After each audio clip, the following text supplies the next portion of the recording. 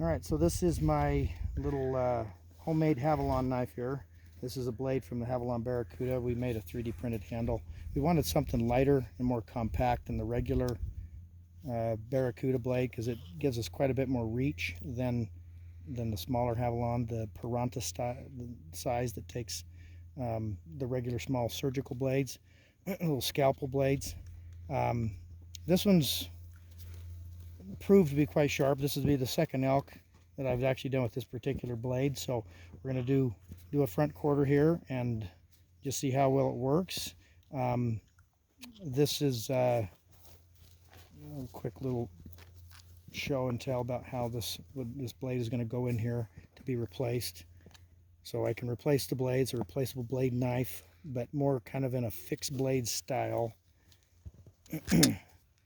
And if you're familiar with these Havalon blades, the Havalon knives, normally, or really any of these replaceable blade knives, they have to have a way to mount the blade, and so usually you'll have a big piece of metal that's sticking out above that kind of limits the thrust and the depth that you can go on the blade.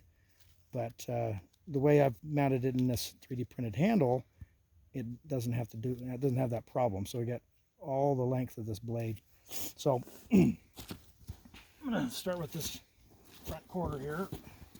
Everyone grab that for me. So we're going to do a little autopsy here after this, but this is the exit side. So we're going to see what it looks like once we get it rolled over, but I just want to get this quarter off.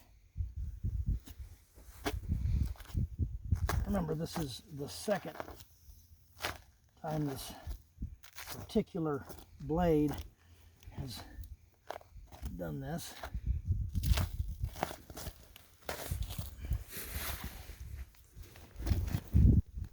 Okay, pull it more that way. Not quite as sharp as it could be, but still plenty sharp. Okay, let's more straight up.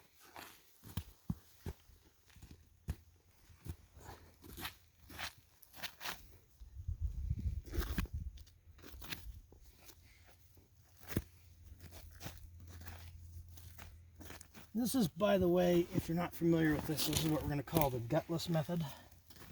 We leave the guts intact, and we just cut the quarters off on the outside of the body. In this case, we're going to leave the hide on. Set it over here in the snow.